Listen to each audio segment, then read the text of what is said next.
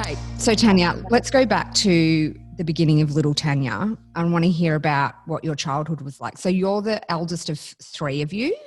Mm-hmm. Yeah. My dad grew up in Broken Hill. My mom was like, she's like this surfer chick. She once told me this story of when she was bullied, and I was like, oh my God, I was like bracing myself for it. She's like, people used to say to me that I was too tanned. Oh, I was like, that's not bullying, mate. That's like a very aggressive compliment, you asshole. Like, my mum's biggest like childhood trauma was that she was told she was too tanned. She's like, they called me peanut butter legs. I was like, oh gosh. why? Because you look so good in a bikini. She's like, I don't know, but it was really hurtful. I was like, bitch, try being overweight and having a huge personality at school. Like, you don't get it.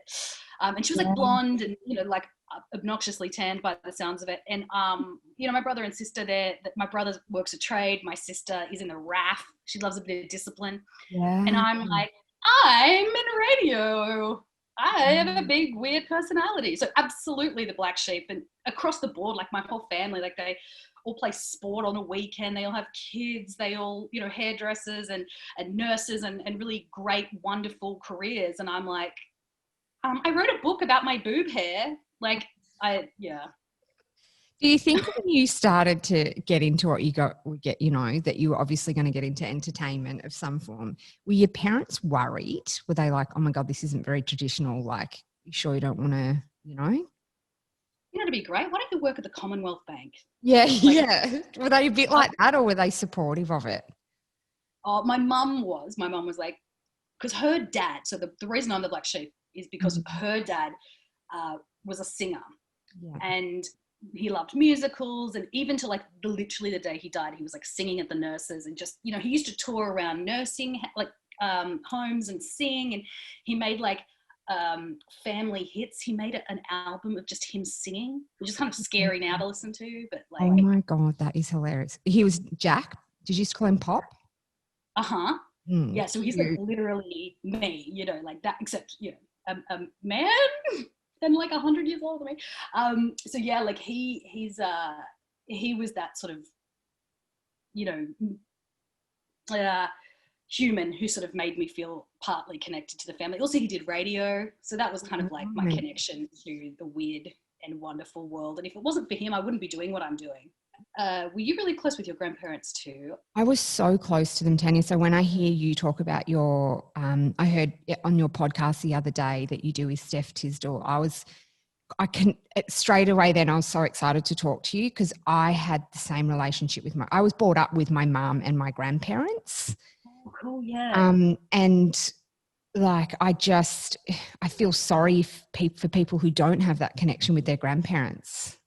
Same. It's so like, yeah, I grew up down the road. Like we because my mum was just so close to her family, and as a result, like we were just at their house constantly. Like my pop, you know, and Nan would have me, like I was there constantly, and they were the ones who, like, you know, sat down and watched The Music Man and Showboat and Mary Poppins, and, you know, my pop taught me to sing and to breathe properly, and that's sort of where I learned to sing, and then I sort of learned to do comedy, and, you know, it sort of rolled on from there. So it is bizarre when people don't have relationships with their grandparents, because to me, I can't imagine not having it. I'll tell you what, for some reason, oh my God, The Jungle, when I did I'm a Celebrity this year, so my pop only died 2 years ago, and I'm still like, like haunted by it.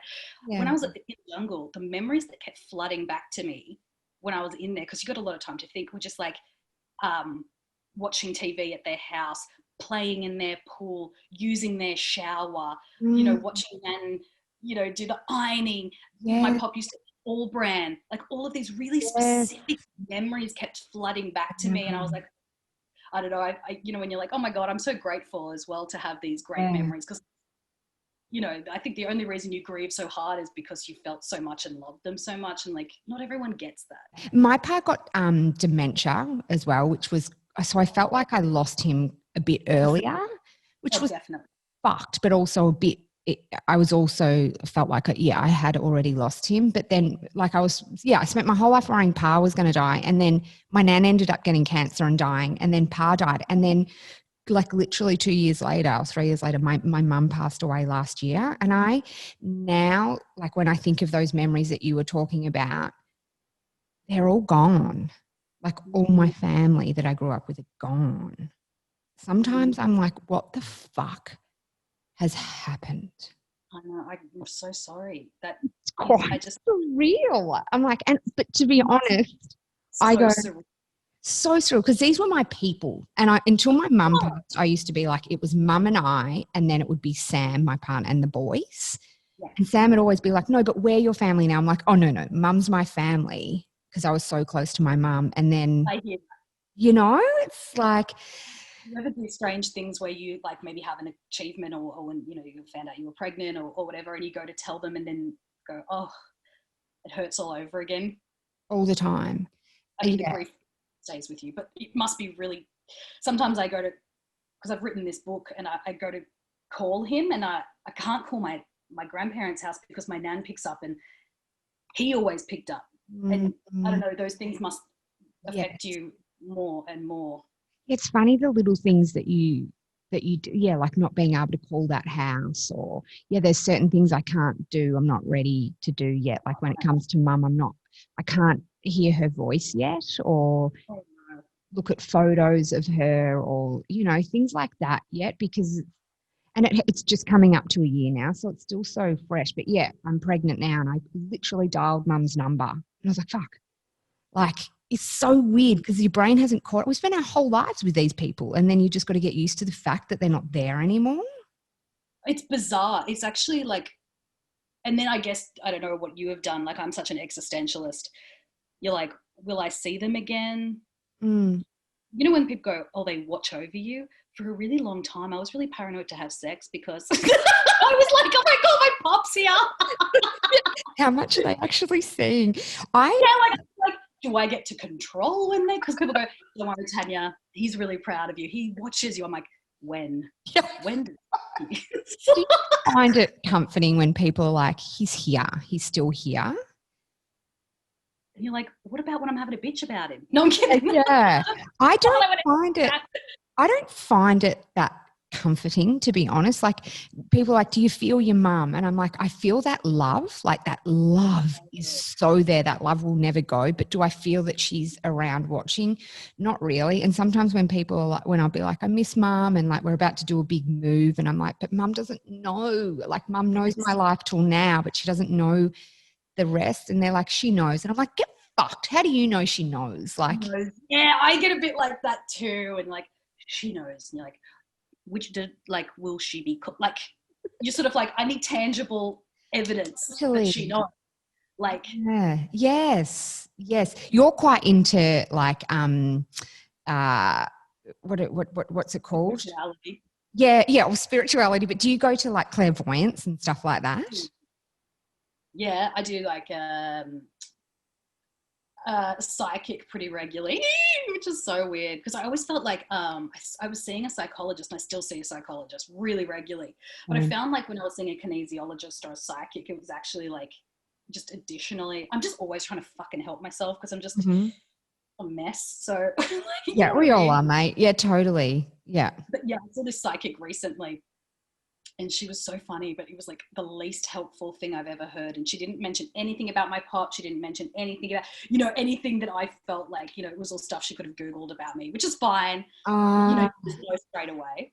It's so disappointing when it's like, oh, that was a waste of my fucking time. Like, tell me something good. $250 for half an hour. And I was like, bitch, you are fucking daylight robbery. That's so, because you know what I want them to do is tell me something that only they could know, and then I'll believe you for the future.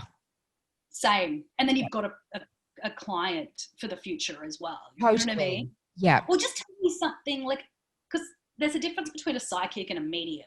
You know what I mean? Yes. You just want to have someone come on to like a FaceTime or a real reading in real life and go, oh, what's that thing hanging over you? Or, oh, this is, you know, you want them to just identify it straight away, because I'm an empath, and generally sometimes I can walk into a room and be like, I can't say it anymore because I know that it's sometimes hurtful for others, but I can walk in and be like, why aren't you doing that writing thing? And they'll be like, how do you know? And I'm like, I don't know.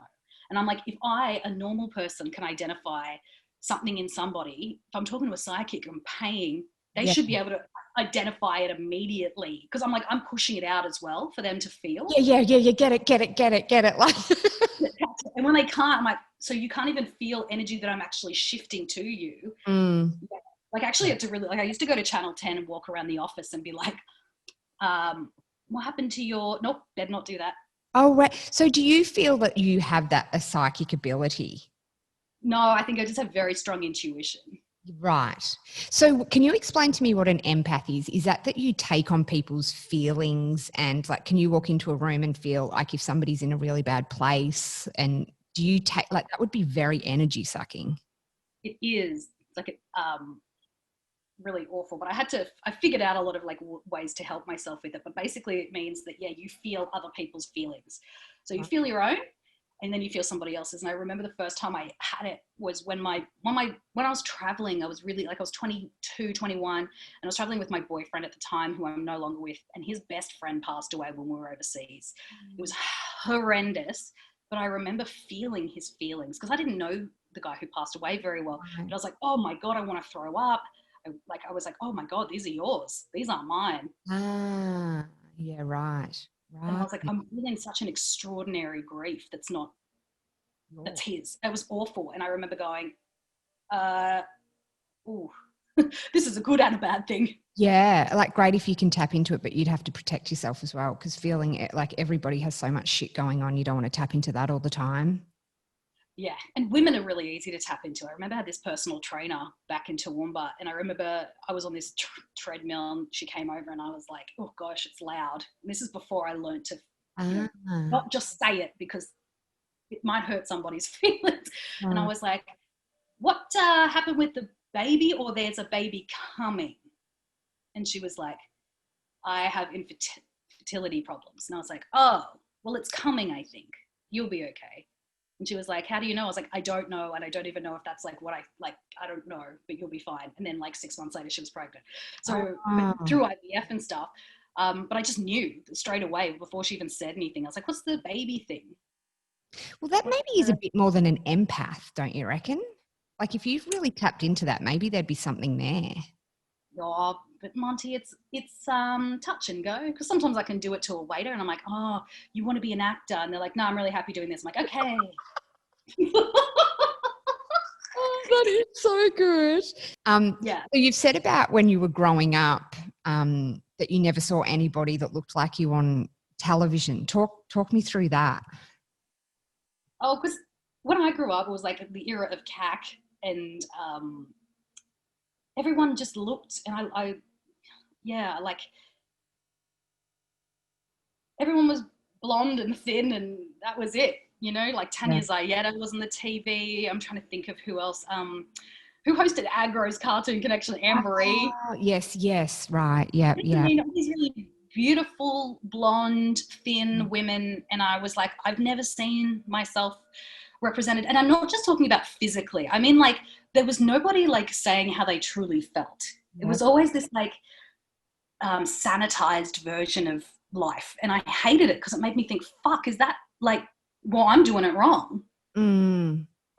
I'm incorrect, because these women are like talking in this really like, well, when my kids cry, I just tell them a lullaby and, you know, like put them off to sleep, Mary Poppins style. And I was like, but it was a different era, you know, people don't talk like that anymore. But I remember being like, fuck, I'm failing, and I don't look like these people, I don't sound like these people, I don't think like these people. It wasn't until I saw like Lena Dunham in Girls, and I was like, oh my God, that's my fucking story. That bitch is like me. Her brain's like me. She's got an anxious personality like me. She talks too much like me. And it wasn't until I saw her that I saw myself reflected and went, I would love to see more diverse voices in the media. Yeah, and more diverse bodies and more diverse colours. Yes. Yeah, I think we're shifting a bit. Well, I think we're shifting a lot, obviously, but it's, it is when you don't look like somebody, you know, when you don't see yourself represented, which you hear a lot of people of colour when they say that as well. It's like, it's very hard when you're a young kid to go, well, I can't see it, so does that mean I can't be it? You know, so it's hard. Yeah. I just never saw any like bawdy women who weren't on comedy shows. or like yeah. different.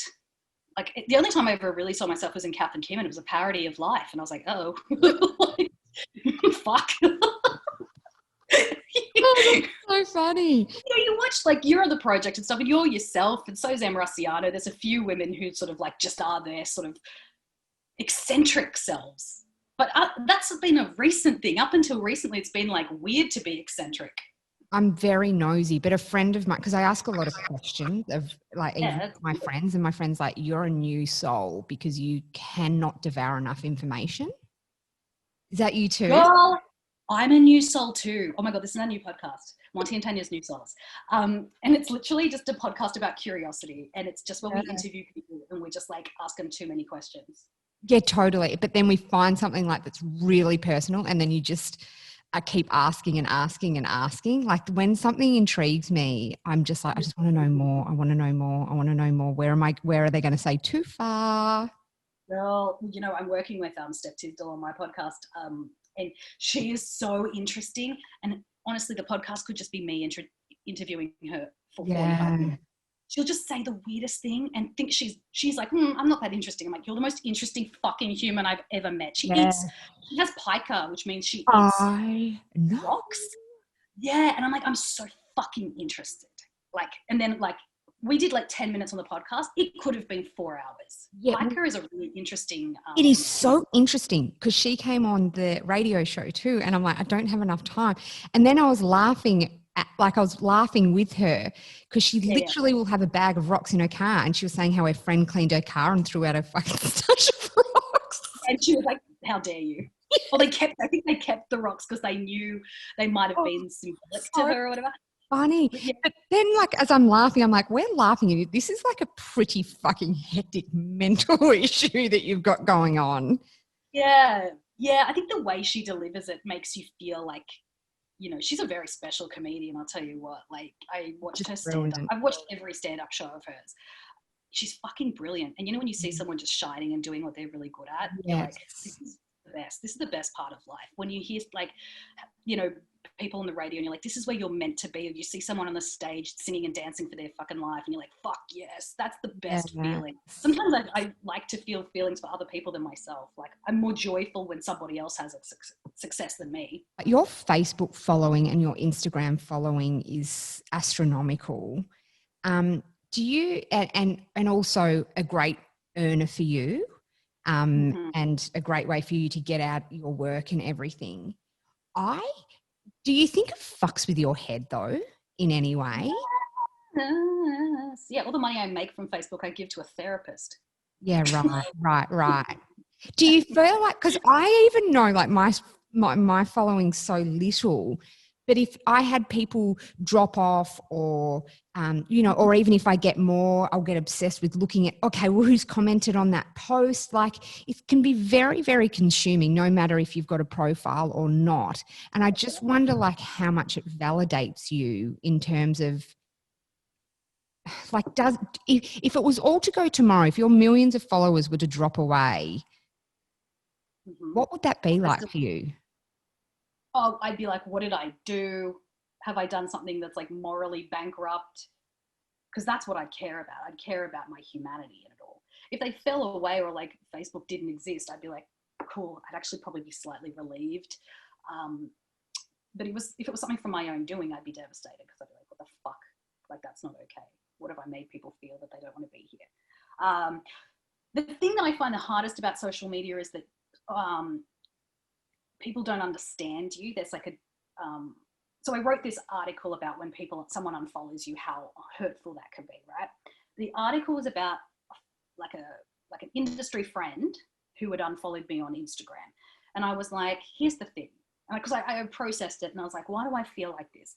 I don't like it because I feel like I'm not funny enough. I'm not good enough. I've said something wrong, all these things. And then I wrote a list and thought about all the arbitrary reasons I'd unfollowed someone. I was like, they post too much. They've changed their content. They used to be about like, you know, donuts and now it's a fitness account.